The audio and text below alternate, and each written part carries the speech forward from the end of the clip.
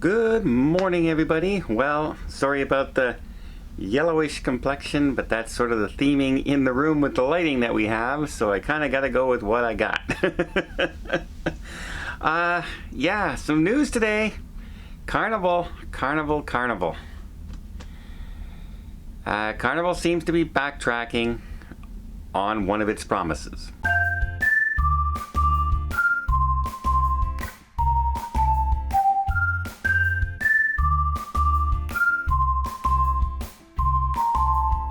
Recently, in a Facebook live stream, brand ambassador John Heel came out and he was talking about having to go to 2-day testing, which basically every cruise line is doing now, where you have to be tested 2 days ahead of time instead of 3 days, with more stringent protocols, etc.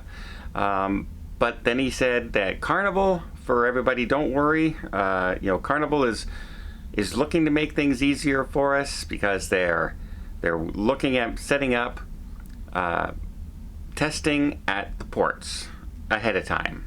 Mobile testing at the ports with a company.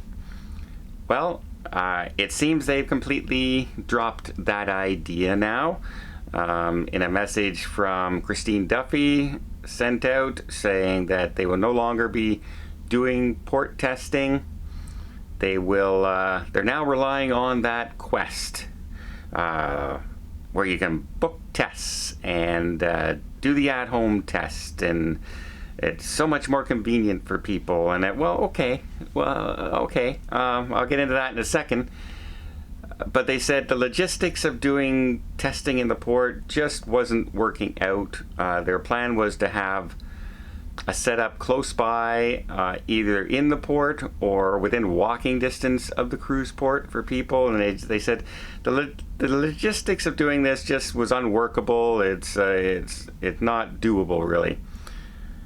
Well, I find that really a bad excuse. I really do, because they've been doing it in Europe for months now.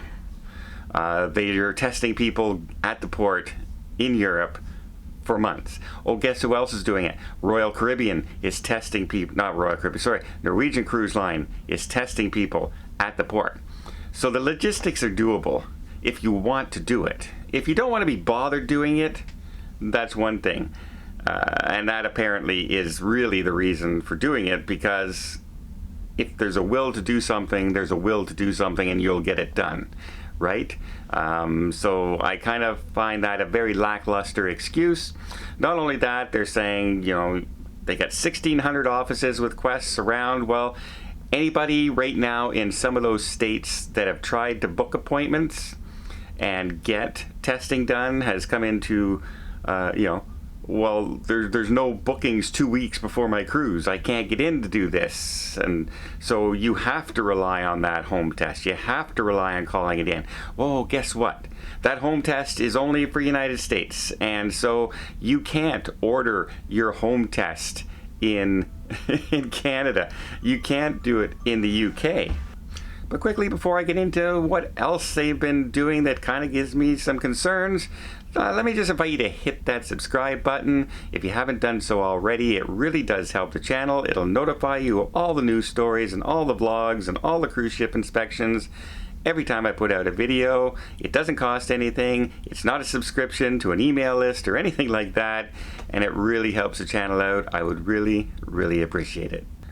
So that leaves a lot of other people out in the dark without any backup plan. You have to get that test, you have to hope it comes in time, and you have to fly to your destination. Like, for instance, in Canada, I had to fly to Seattle, a 6.5-hour flight. Well, actually, it's 9.5 hours worth of flying. 11.5 hours once take in the time difference. 11.5 hours worth of flying to get to my destination, which is basically 25% of the time that I need to have my test done and results back and everything like that. It's not necessarily just an easy thing, and like we said, you cannot use that home test